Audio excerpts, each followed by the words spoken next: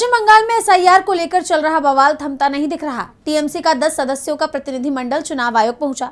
मुख्य चुनाव आयुक्त से मिला, लेकिन इस मुलाकात का कोई नतीजा नहीं निकला। टीएमसी महासचिव अभिषेक बनर्जी बैठक से बाहर निकले तो मुख्य चुनाव आयुक्त पर ही सवाल खड़े कर दिए। तो क्या कहा है टीएमसी नेता ने, देखिए इस रिपोर्ट में।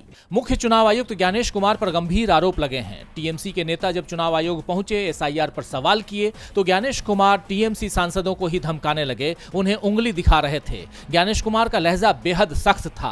जो सवाल पूछे गए थे किसी का जवाब नहीं दे रहे थे, जैसे विपक्ष की उन्हें चिंता ही नहीं हो। दरअसल पश्चिम बंगाल में एसआईआर की प्रक्रिया चल रही है। यहां चुनाव आयोग की तरफ से सबसे ज्यादा सख्ती भी की जा रही है। पश्चिम बंगाल के लिए लगातार नए नियम चुनाव आयोग की तरफ से बनाए जा रहे हैं। 58 लाख वोटरों के नाम काट दिए गए, जिसे लेकर टीएमसी सांसद और पार्टी के राष्ट्रीय महासचिव अभिषेक बनर्जी के नेतृत्व में 10 सांसदों का प्रतिनिधिमंडल चुनाव आयोग पहुंचा था। मुख्य चुनाव आयुक्त से मुलाकात करने के बाद अभिषेक बनर्जी ने कहा कि बैठक के दौरान ज्ञानेश कुमार हम लोगों की तरफ उंगली उठाकर बात कर रहे थे। मुख्य चुनाव आयुक्त ने टीएमसी सांसदों के साथ अच्छा व्यवहार नहीं किया। उनकी मानसिकता बंगाल को छोटा दिखाने की थी। हम लोगों ने अपनी बात शालीनता से रखी। हमें जनता ने चुना है, उनकी तरह नॉमिनेटेड नहीं। बैठक में हमारे किसी सवाल का जवाब नहीं दिया। हमारी डिमांड है कि 2.5 घंटे चली इस बैठक के सीसीटीवी फुटेज सार्वजनिक किए जाएं।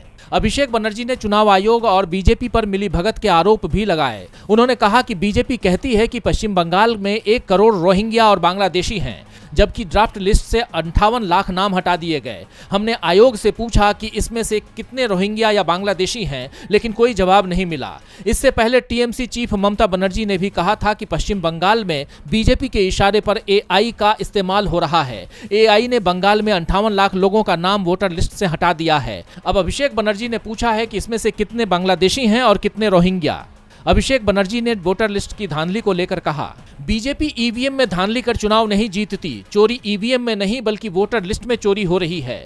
चुनाव आयोग के दफ्तर से ही वोटर लिस्ट में हेरफेर का काम हो रहा है। इंडिया गठबंधन की दूसरी पार्टियां महाराष्ट्र और हरियाणा में इस गड़बड़ी को नहीं पकड़ पाई, लेकिन टीएमसी ने इसे पकड़ लिया है। सॉफ्टवेयर का इस्तेमाल करके लोगों के नाम काटे जा रहे हैं। अगर चोरी नहीं हुई है तो चुनाव आयोग 1 करोड़ 36 लाख वोटरों की सूची जारी करे, जिन्हें नोटिस जारी किए जा रहे हैं।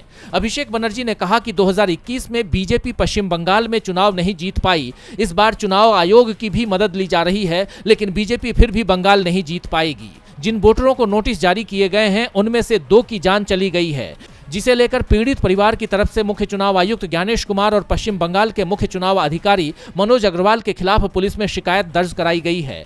शिकायत पश्चिम बंगाल के पुरुलिया में दर्ज की गई है, तो दूसरी शिकायत हावड़ा में दर्ज कराई गई है। डीबी लाइव की रिपोर्ट।